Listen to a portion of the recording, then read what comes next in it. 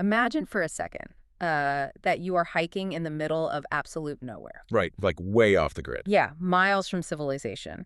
You are pushing through dense woods, and suddenly you stumble upon a small wooden cabin. Okay, I'm picturing it. You push the door open. There is no one inside, but the fireplace is crackling with fresh logs. A steaming cup of coffee sits on a hand-carved table, and a book lies open with a pair of reading glasses just resting on the page. So someone was clearly just there. Right. You cannot see another human being anywhere, but you know with absolute certainty that someone was there. The clues are, well, they are screaming at you. Yeah, you are looking at the undeniable fingerprints of a mind. Yes, precisely.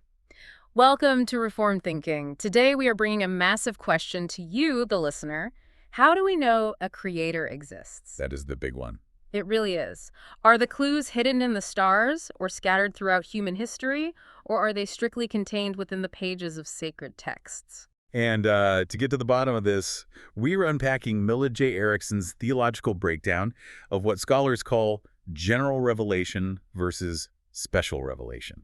So, our mission for this deep dive is to extract the core insights about how the physical universe and the human conscience communicate truth, and, how that specific broadcast interacts with the claims of Scripture. The stakes here are remarkably high. I mean, they get to the absolute core of human reason. We are going to look at whether the human mind, operating entirely on its own hardware, can construct a complete, accurate theology of God. Which is a huge debate. Oh, absolutely. We will examine why some major historical figures believed that was entirely possible and why other massive figures completely and utterly rejected the idea. And then we will try to see how a middle ground might be the most biblically faithful conclusion to draw from the source material. Right. This is all about understanding the very nature of how information from the divine actually reaches us. So just to lay down some ground rules for our conversation today, we are going to take distinct, dedicated turns analyzing this material. Yeah, we want to make sure we are not just talking over one another so the concepts are laid out logically for you to follow along. Okay, so before we can debate what we are supposed to do with the evidence of a creator, we really have to establish where this evidence actually resides. Right. Where is the signal coming from? Yeah. According to the theological framework we are examining, there are 3 specific locations of general revelation. Let us start with the first, and I guess the most obvious location, which is nature. Yes. The first locus of general revelation is the physical cosmos itself. Just the universe around us. Precisely.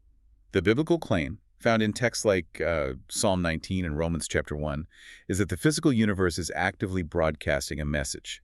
So it's not just sitting there quietly. No, not at all. This is not a passive existence, it's an active communication. I mean, Psalm 19 says, the heavens declare the glory of God day after day, night after night, without ever stopping. It is like a universal language. It is. Think about the sheer scale of this. On the macro level, you have the breathtaking reality of a sunset, or the incomprehensible vastness of the observable universe. Which points to a designer with unfathomable capability and wisdom. Exactly. But then you zoom all the way into the micro level. Right. Like a biology student dissecting a complex organism, or a geneticist looking at the coding of DNA. They're looking at an intricate system of information. So the delicate balance of physical laws that allow matter to exist at all, it points toward a mind. Yes. The creation is characterized by amazing variety and beauty, which functions as evidence of a highly capable creator. Okay, that makes perfect sense to me. The physical world is loud, it is visual, it is mathematical, and it is right in our faces. It is hard to miss. Yeah. But then the second location outlined by Erickson is history. This one is a bit trickier. It really is. The argument is that God is moving the course of history and controlling the destinies of nations.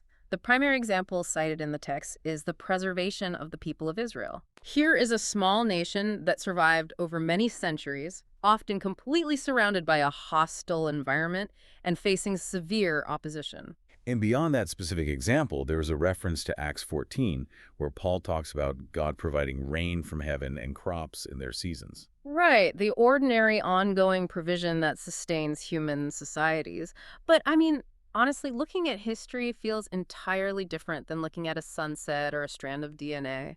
How so? Well, the sunset is objective. Everyone sees the sunset. History feels incredibly subjective. Yeah, history is significantly harder to read than nature. When you look at nature, you are engaging in direct observation. You are just looking at it. Right.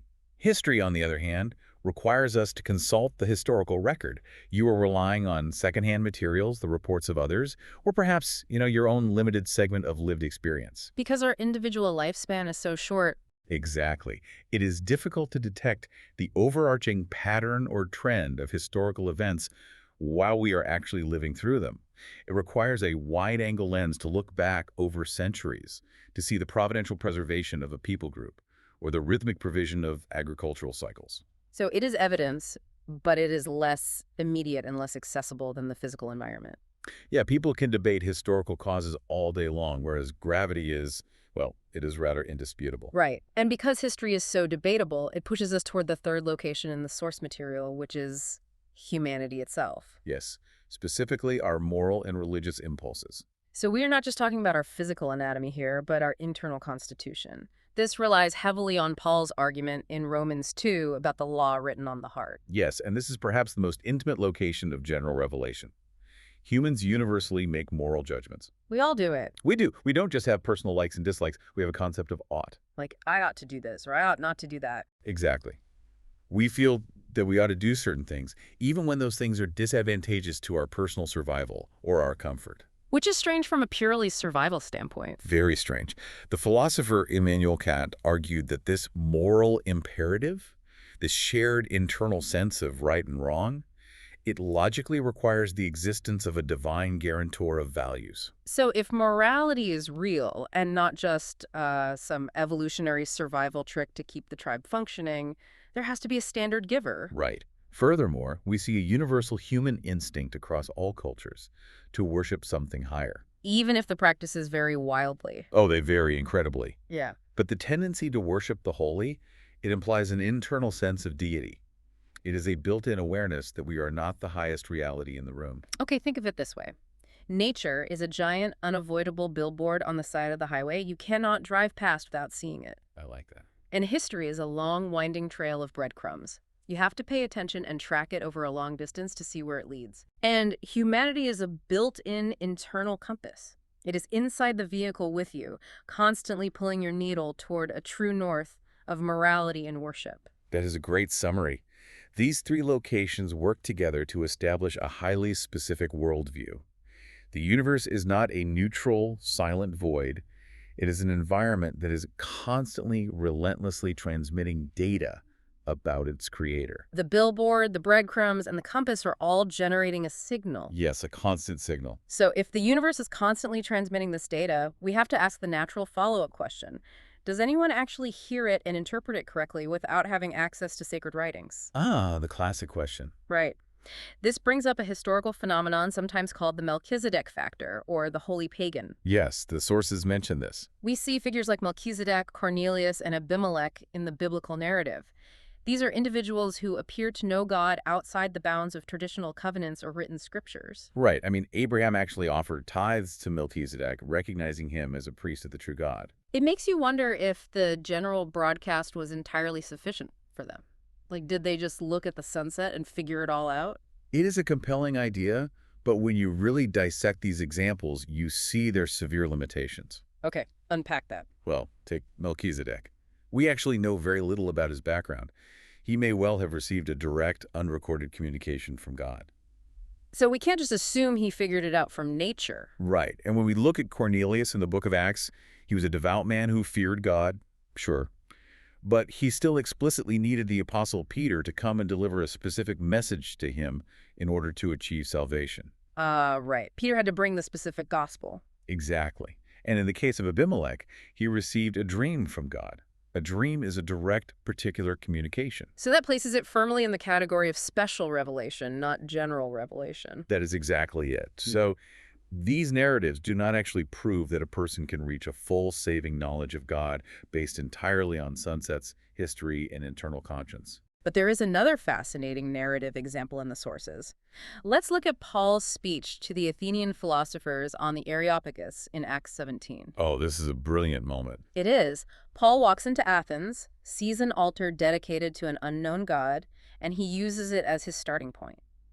He even quotes their own pagan poet who said, "We are his offspring."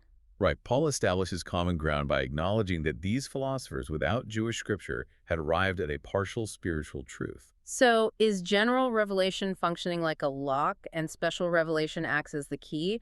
Or is general revelation just like an appetizer that makes you hungry for the main course? Well, both analogies have merit, but the lock and key model is highly accurate to what the source material presents. Right. We can list precisely what can be known from the general data alone. Okay, what is on the list? From nature and conscience, a person can deduce that God exists, is eternal, wise, powerful, righteous, and functions as a judge who holds standards of right and wrong. That is a pretty substantial list. It is.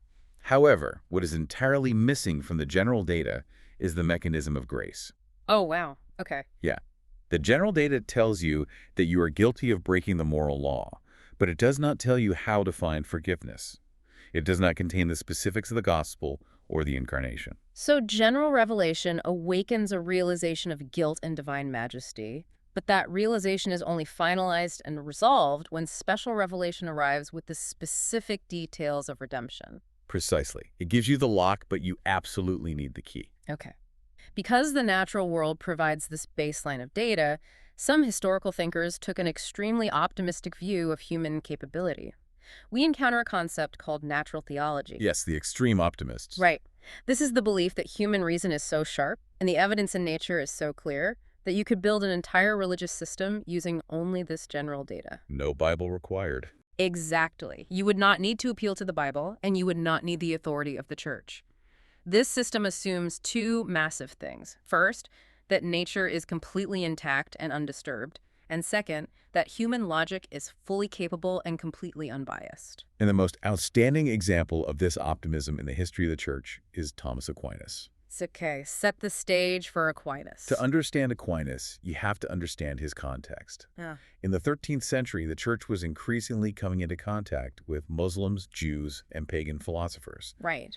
Aquinas realized that if you wanted to debate a Muslim or a pagan, quoting the Christian Bible would accomplish nothing because they did not accept its authority. That makes sense. It would be like trying to win an argument using a rule book the other person doesn't play by. Exactly. So he needed a neutral, rational arena. He believed he could prove certain core beliefs, like the existence of God and the immortality of the soul, using pure reason, establishing a baseline that all rational people would have to accept regardless of their religious background. Okay, let's walk through the major proofs Aquinas and others used. The cosmological argument is usually the first one brought up in the text. Right, the argument from cause and effect. The basic idea is that everything has a cause, but you cannot have an infinite chain of causes going backward forever. But, we shouldn't just gloss over that. Why is an infinite regress considered philosophically impossible? Think about it like a train. Okay. If you see a train car moving past you, you know it is being pulled by the car in front of it, and that car is pulled by the one in front of it. Sure. But you cannot have an infinitely long train of boxcars with no engine. If there is no engine generating the original pulling force, none of the boxcars would ever move, no matter how many of them there are. Oh, I see. Even if the chain is infinite, without an engine, there is no initial motion. Exactly. Aquinas applied this to existence itself. If everything in the universe only exists because something else caused it, there has to be an initial uncaused cause or an unmoved mover that generates existence without needing to be caused itself. That is fascinating. Then you have the teleological argument, which focuses on design. Right, looking at the purpose of things. When we see objects behaving with apparent purpose or order, like the precise orbit of planets, we recognize that rocks and gas cannot consciously plan their own behavior. No, they don't have minds. Right. So the visible order points to an intelligent designer who intentionally structured things toward desirable ends. Yes, that is the teleological approach. Finally, there is the ontological argument, famously formulated by Anselm. And this one is entirely different. It is not based on looking at the physical world at all. No, it is a pure thought exercise. Anselm argued that God is the greatest conceivable being. Since a being that actually exists in reality is greater than a being that only exists in our imagination, the greatest conceivable being must, by definition, exist. It is a bit of a head-scratcher. It really is. I have to push back on this one. If I imagine the greatest conceivable pizza, does that mean the pizza has to exist? That is the exact objection a monk named Gonilo raised against Anselm in the 11th century. Wait, really? Yes, he used the example of a perfect island instead of a pizza, but the logic is identical. So how did Anselm respond to the perfect island? Well, Anselm countered by clarifying that God is in a completely different category than islands or pizzas. An island or a pizza has contingent existence. It relies on dough or landmass or an ocean to exist. It can be added to or subtracted from. Okay. God, by definition, is a necessary being. His non-existence is logically impossible if we define him correctly. It is a brilliant piece of mental gymnastics, but it shows the massive confidence these thinkers had in human reason. Let's test that confidence with an analogy. Natural theology is like trying to reverse engineer a highly complex smartphone you found in the dirt. Okay, I'm with you. By studying the silicon chips, the battery optimization, and the code, human reason can logically deduce that there is a CEO of a very advanced tech company out there. Right. But here is the rub. Does studying that smartphone actually prove the existence of the specific Christian God, or does it just leave you with a generic first cause? That analogy gets you halfway there, but it actually exposes the precise trap Aquinas fell into. How so? Well, a smartphone implies a CEO, but it doesn't tell you if that CEO is a tyrant, a philanthropist, or if he even still works at the company. Natural theology leaves you with bare theism. I see. It might prove a designer, but it takes an entirely different kind of argument to prove that this designer is the specific God of the Bible. Plus, we have to look at the advanced critiques of these proofs in the source text. If we are using the physical world to prove God's character, we run into massive problems. We certainly do. Like, evolutionary theory offers alternative explanations for apparent design, arguing for survival adaptation rather than top-down intentionality. Right. You also have process theology, which questions the absolute necessity of a first cause. What do they argue? Process theologians view the universe as dynamic rather than static. They see God more like a jazz musician improvising along with the universe, rather than a classical composer who wrote all the sheet music at the beginning of time. Wow, that is a completely different paradigm. It is. But the most devastating critique of natural theology is the teleological problem. The problem of evil. Yes, the problem of evil and natural disasters. If you look at a world filled with earthquakes, diseases, and suffering, and you use only that data to deduce the character of the designer, you are in trouble. Right. You might look at a tsunami and conclude that the designer is either limited in capability or not entirely good. Exactly. Human reason alone, looking at a broken world, cannot easily arrive at a perfectly good and omnipotent God. So, reacting to the massive overconfidence of natural theology, the historical timeline shifts to the 20th century, where a major thinker swings the pendulum to the absolute opposite extreme. Yes, we are moving from the extreme optimists to the extreme pessimists. And the key figure here is Karl Barth. To understand Barth's total rejection of general revelation, we really have to look at his horrifying historical experience in 1914 and later in the 1930s. The historical context is crucial here. It is. Barth was educated under liberal theologians who relied heavily on natural theology. They believed God was revealing himself through human progress, human culture, and historical events. Right. But then, according to the source material, in 1914, Barth was horrified when 93 prominent German intellectuals, including his own theology professors, publicly endorsed Kaiser Wilhelm's catastrophic war policy. And they justified it using theology. Yes, they justified it by claiming they saw God's hand in those specific historical events. This is chilling. It is. And then 2 decades later, in the desperate economic climate of the 1930s, a major segment of the state church endorsed the rise of Adolf Hitler and the National Socialist Party. Again, viewing a political movement as God's way of working in history. So Barth realized with absolute clarity that looking for God in historical trends or human logic led to catastrophic, unimaginable evil. Right, because if you assume that your cultural progress or your political movement is a revelation from God, you can justify any atrocity. Exactly. So Barth took a hardline stance. He concluded that revelation is entirely and exclusively redemptive. In his view, if you know God at all, you are saved by him. Okay. Therefore, any knowledge of God outside of Jesus Christ is completely impossible. Let's unpack the mechanics of that. Why would natural knowledge of God be such a threat to him? Because if a human being could look at a tree or use their own logic to figure out God, then that human being would have contributed to their own salvation. I see. They would have used their own intellectual horsepower to bridge the gap between humanity and the divine. Barth wanted to protect the absolute sovereignty of divine grace. He didn't want humans taking credit. Right. He believed that recognizing any form of natural knowledge of God would eliminate the absolute need for Christ. He viewed natural theology as humanity attempting to build a philosophical Tower of Babel to reach God on our terms, rather than waiting in humility for God to speak downward to us. But this created a massive problem for him regarding the biblical text. It certainly did. How does he handle passages like Psalm 19 or Romans 1, which explicitly state that the heavens declare God's glory and that God's attributes are clearly seen in creation? Did he just ignore those chapters? He couldn't ignore them, so he had to creatively reinterpret them. He performed some rather stunning mental gymnastics. What did he argue? Barth argued that human beings are so terrified of the void, we use our knowledge of the Bible to paint a face on the universe. He claimed that the people who see God in nature are only doing so because they already know God from special revelation.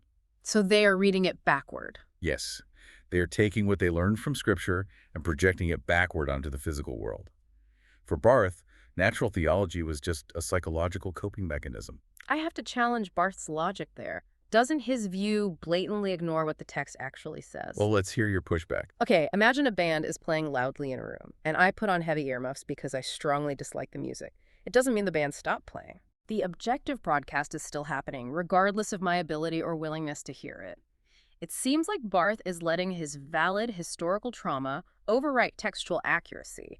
He is bending the text to fit his fears. Your critique is spot on, and it aligns with the textbook's assessment. Barth's desire to protect grace and prevent the co-option of the church by the state is completely understandable and historically validated. The trauma of his era was very real. Definitely.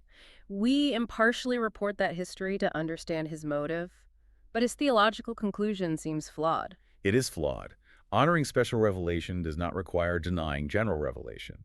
The biblical text in Romans states that the witness in nature is objective.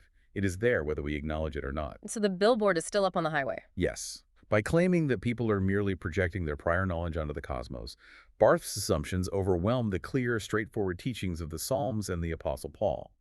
He overcorrected out of a noble fear. Okay, so if Aquinas is overly optimistic about human reason, and Barth is overly pessimistic about the cosmos, we clearly need a synthesis. We need a middle ground. Right, a middle ground that respects both the physical evidence of the universe and the severe limitations of the human mind. This brings us to John Calvin and the Reformed view. This is where we find a really robust balance. This framework suggests that general revelation is objective and real, the broadcast is live, the billboard is on the highway. Yes, the Reformed view acknowledges that God has structured his truth into the very physical and moral fabric of the universe. Okay, but why don't we automatically understand the broadcast? That is due to the double effect of sin. Uh-huh. First, the created order itself is under a curse. The biblical narrative in Genesis describes thorns, thistles, and futility. So the physical world is spoiled. Yes, meaning the witness it provides is somewhat refracted and blurry. It is not the pristine environment it was originally intended to be. The teleological problem we discussed earlier, the tsunamis and diseases, is a result of this curse. And what is the second effect? Second, and far more seriously, human minds are actively blinded by sin. Romans 1 describes human understanding as darkened. The receiver inside the human mind is broken. This touches on the concept of total depravity, right? It does. It isn't just our actions that are flawed. Our intellectual faculties, our reasoning, and our ability to process spiritual data are completely compromised. To explain how this works, Calvin uses his famous spectacles of faith analogy. This is a classic. Imagine a person with terrible, uncorrected vision looking out at a vast landscape. The mountains and the trees are objectively there, but to the observer, everything is just a blurry, indistinguishable haze. They cannot make sense of it. Right. Special revelation, the gospel message, acts as a pair of highly tailored corrective glasses. When the sinner puts on those spectacles through faith, their spiritual sight is suddenly cleared. They can now look at the exact same landscape and see distinctly what was objectively there the entire time. That is a brilliant way to frame it. Let me modernize the analogy for you, the listener. It is like looking at a dense, chaotic Magic Eye poster from the 1990s. Oh, I remember those. Right. When you stare at the paper normally, it just looks like a mess of static noise and random colors. But the hidden 3D picture of a sailboat or a dolphin is objectively printed on the paper. It is entirely there. It is there. But without the right visual focus, which represents faith and grace, you will never see it. Once you adjust your focus, the image suddenly pops out and you realize the design was right in front of you the whole time. I like that modernization. What is crucial to understand is that the grace changes the processor, not the picture. Oh, say that again? That is good. The grace changes the processor, not the picture. Yeah. The poster doesn't change when you figure out how to look at it. The physical world doesn't alter its fundamental nature when you become a Christian. It just becomes clear. Exactly. Yeah. This view holds a theological tension perfectly. God is fully responsible for providing the evidence. He prints the magic eye poster. He paints the landscape. The evidence is robust and undeniable. But because of human corruption, we require God's specific grace to repair our receiver so we can process that data correctly. Yes. It avoids the arrogant optimism of natural theology while simultaneously avoiding the cynical pessimism of Barth's complete rejection. Okay, but if Calvin is right and our internal receiver is completely broken by sin, that instantly creates a massive ethical dilemma for God. The fairness question. Exactly. How is it fair to judge someone for failing to read a billboard they literally cannot see? We have to look at the standard of human guilt and the fate of those who are entirely unreached by special revelation. The harsh reality laid out in Romans chapters 1 and 2 addresses this directly. General revelation provides enough raw data for any human to conclude that a powerful, eternal God exists. Okay. Furthermore, the internal moral law provides a standard of behavior. The problem is not that humans lack information. The problem is that humans universally fail to live up to the moral standard they possess. They know there is a right and wrong, and they choose wrong. Exactly. Therefore, general revelation succeeds entirely in making humanity without excuse. It provides enough light to condemn, even if it does not provide enough specific light to save. The knowledge is actively suppressed. This brings up one of the most emotionally weighty scenarios in this theological framework. Yes, the fate of the unreached. What if someone out there who has never seen a Bible or heard the name of Jesus looks at the general revelation, feels the weight of their moral failure, and simply throws themselves on the mercy of this unknown God? It is a profound question to consider. We see Old Testament believers like Abraham or David who didn't know the specific historical details of Jesus' incarnation and atonement. They despaired of their own righteousness and relied entirely on divine mercy. Could someone today do the same thing with the general broadcast? The theological consensus handles this with extreme caution. There's an acknowledgement of a theoretical possibility. A theoretical possibility. Yes, God could, in theory, apply the atoning work of Christ to someone crying out to the God of nature, just as he did for Old Testament saints. The mechanics of salvation faith, relying on divine mercy, would be the same. However, Scripture remains remarkably silent on how many, if any, are actually saved this way. The overwhelming biblical mandate, articulated clearly in Romans 10, is that humans actively and aggressively suppress the truth. Because humanity willfully rejects the light they have. Right. And because of that suppression, the preaching of special revelation, someone actually going and delivering the specific gospel message, is presented as an absolute necessity. Here is a hard pushback, though. Okay, let's hear it. If there is even a fractional, tiny chance that someone could be saved purely by responding to general revelation, doesn't that completely kill the motivation for global missionary work?